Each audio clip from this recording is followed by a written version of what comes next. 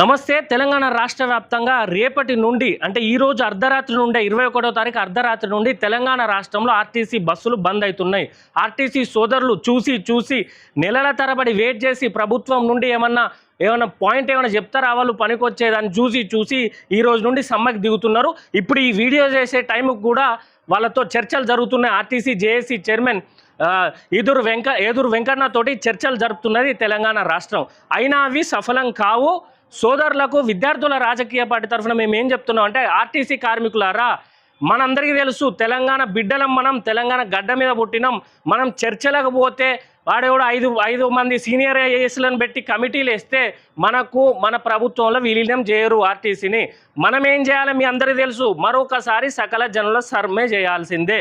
అట్లా చేస్తేనే ఈ ప్రభుత్వం వింటది. ఎందుకనంటే 2023లో ఆర్టీసీ కార్మికులు ఓట్లు వేస్తేనే 2 లక్షల మంది పైన ఆర్టీసీ కార్మికులు ఓట్లు వేస్తేనే కాంగ్రెస్ పార్టీ రేవంత్ రెడ్డి ముఖ్యమంత్రి అయిండు. సిగ్గుండొద్దా రేవంత్ రెడ్డికి? ఆయన చూసిండు సరూర్ నగర్ స్టేడియంలో ఏమని చెప్పిండు, 90% చేసిండు కేసీఆర్ బీఆర్ఎస్ ప్రభుత్వంలో, దాన్ని ఎందుకు చేయలేకపోతాడు అని ఆయన చెప్పిండు. పొన్నం ప్రభాకర్ చెప్పిండు.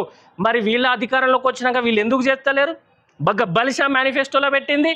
ఎందుకు మేనిఫెస్టోలో పెట్టాలి? మేనిఫెస్టోలో పెట్టేటప్పుడు 5 మంది ఐఏఎస్ అధికారులతో కమిటీ అయ్యారు. చర్చలకు బిరువలు.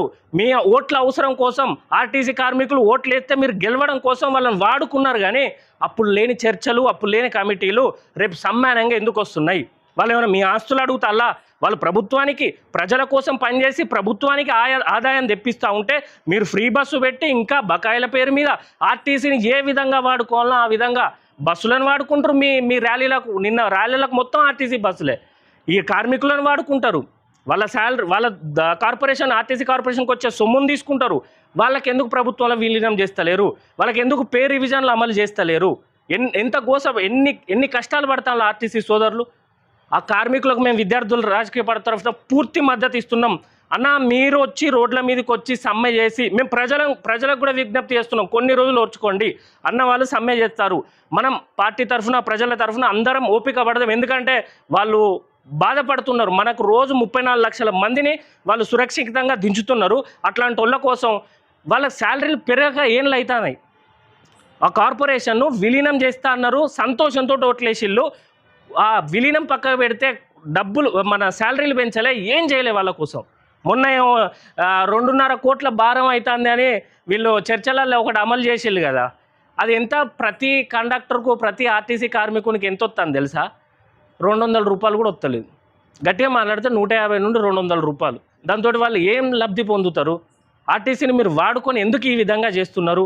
కాబట్టి విద్యార్థుల రాజకీయ పార్టీ తరఫున రాష్ట్ర ప్రజలందరికీ మేము విజ్ఞప్తి చేస్తున్నాం. అన్నవాళ్ళు సమ్మెకు దిగితే మనందరం ఓర్పుతో ఉండాలి.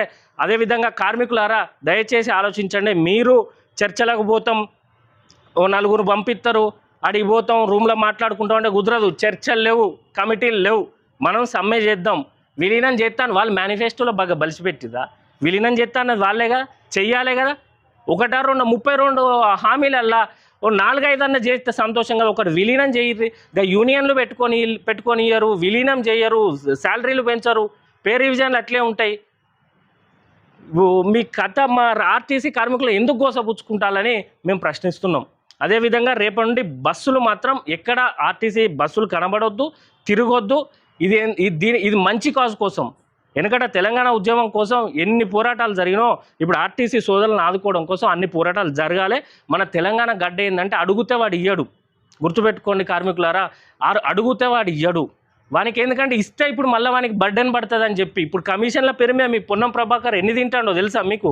అవన్నీ గుర్తుపెట్టుకొని తూచా తప్పకుండా పాటించాలి.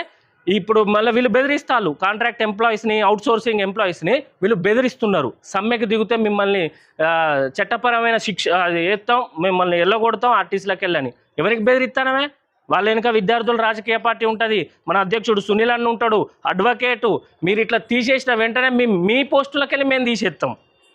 జోక్ అనుకుంటా. అలా ఆర్టీసీ కార్మికులు అంటే మా రక్త మాంసాలు తినుకుంటా ఎంత కమిషన్ తింటానో పొన్నం ప్రభాకర్, నీకు ఎందుకు పెంచుతారో బాగా మాట్లాడినావు కదా ప్రతిపక్షంలో ఉన్నప్పుడు. ఇప్పుడు ఏమైంది నీకు? గుర్తుపెట్టుకోండి, ఆర్టీసీ కార్మికులు ఒక్కసారి దిగుతే ఏ విధంగా ఉంటుందో బీఆర్ఎస్ పార్టీ వాళ్ళకు, కాంగ్రెస్ పార్టీ వాళ్ళకు తెలుసు. నిన్న మీటింగులు జరిగినాయి కదా, ఇటు కేసీఆర్, అటు రేవంత్ రెడ్డి. ఒక్కడన్నా ఆడో ఈడో ఒక్కడన్నా ఆర్టీసీ కార్మికుల గురించి మాట్లాడిండా? కనీసం అట్లీస్ట్ వాళ్ళ కన్సర్న్ కోసమన్నా తీసిల్లా మీరు? మీకు ఆర్టీసీ కార్మికులు ఓట్ల కోసమే కావాలి కదా, అట్లనే బుద్ధి చెప్తారు. ఇది ఓట్లల్లో కాదు, సమ్మెతోటి బుద్ధి చెప్తారు. మీకు ఎక్కడ చెప్పాలనో ఆర్టీసీ కార్మికులకు బాగా తెలుసు. వాళ్ళ కోసం అన్ని సంఘాలు, అన్ని పొలిటికల్ పార్టీలు, చిన్న పెద్ద అన్ని సంఘాలు కలిసి వస్తాయి. ఇక చూసుకో రేవంత్ రెడ్డి, ఇక చూసుకో కేసీఆర్.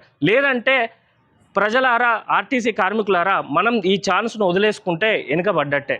మళ్ళొకసారి ఇది రాదు. వచ్చేలోపు మొత్తం మనల్ని చిందావందరం చేస్తారు. ఇప్పటికే ప్రైవేట్ బస్సులని మనల్ని ఇబ్బంది పెడతాండు. మన ఉచిత మహిళా బస్సు అని చెప్పి అట్లా వెనకపోతాను. చిందరం అందరం చేసి మొత్తం ప్రైవేటీకరణ చేసి జస్ట్ కొత్తగా వచ్చే పిల్లగాళ్ళకు 10,000 12,000కు కండక్టర్ లాగా, బస్సు డ్రైవర్ లాగా, ఎంప్లాయీస్ లాగా, కార్మికుల్లాగా పెట్టుకునే ప్రయత్నం, బర్డెన్ తగ్గించుకునే ప్రయత్నం. కాబట్టి ఇన్నేళ్ళు మనం సేవలు చేస్తున్నాం ఆర్టీసీకి. ఈసారి సమ్మె వదలొద్దు. మాలాంటి విద్యార్థుల రాజకీయ పార్టీవి ఇంకా పలు సంఘాలన్నీ మీకు మద్దతు ఇస్తాయని తెలియజేస్తూ, జై ఆర్టీసీ సోదరా, నీ సమ్మెకు మేము స్వాగతిస్తున్నాం, నీ సమ్మెకు మేము మద్దతు ఇస్తున్నాం. దయచేసి సమ్మెను బలోపేతం చేద్దాం. ఆర్టీసీ సోదరులారా, మీ అందరికీ ప్రజలు, అధికార పార్టీ, ప్రతిపక్షాలు అన్నీ మీకు తోడు ఉండేలాగా సమ్మె చేయాలి. మీరు అంత ఘనంగా సమ్మె చేయాలని కోరుకుంటున్నాం. జై తెలంగాణ, జై ఆర్టీసీ.